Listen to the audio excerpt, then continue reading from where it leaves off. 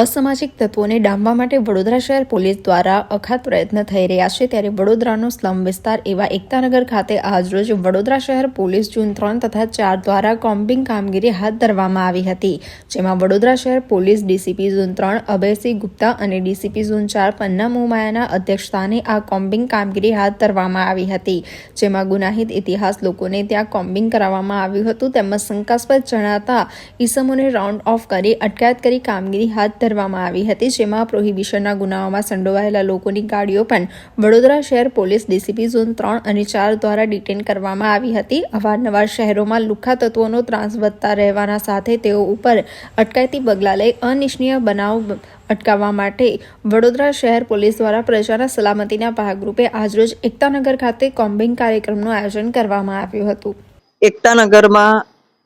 આજે ઝોન 3 અને ઝોન 4 ના તમામ સ્ટાફને સાથે રાખી અને એક કોમ્બિંગનું આયોજન કરવામાં આવેલું હતું, જે કોમ્બિંગ અંતર્ગત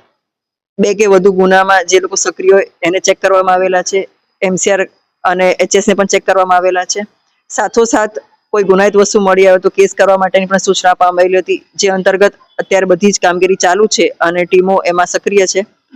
આ વિસ્તારમાં અવારનવાર જે અસામાજિક તત્વો રહે છે એ લોકોને ચેક કરી અને એમની પ્રવૃત્તિ પર ડામવા માટે થઈ અને અમે કોમ્બિંગનું આયોજન કરીએ છીએ અને લગભગ સમયાંતરે આ કોમ્બિંગ કરતા હોઈએ છીએ ને જે અનુસંધાન આજે પણ એક્સરસાઇઝ કરવામાં આવેલી છે। આમાં ક્રાઇમ બ્રાન્ચની ટીમ પણ અમારી સાથે સામેલ થયેલી છે। હાલમાં એની કામગીરી ચાલુ છે અને અમે લોકો જે શંકાસ્પદ દેખાયા છે એને રાઉન્ડ અપ પણ કરેલા છે અને પ્રોહિબિશનના કેસીસ અને અમે લોકોએ એ રીતે પણ ઘણા બધા કેસો કરેલા છે, વાહન ડિટેન કરેલા છે કે જે વાહન ચોરીમાં અથવા ચેન સ્નેચિંગમાં ઉપયોગ થાય એની પણ શક્યતા હોઈ શકે, એની અમે તપાસ કરી રહ્યા છીએ। હાલમાં કામગીરી ચાલુ છે, એટલે કામગીરી ચાલુ છે। 6 વાહન ડિટેન કરવામાં આવેલા છે, 2 પ્રોહિબિશનના કેસ કરેલા છે અને અટકાયતની કામગીરી હજી ચાલુ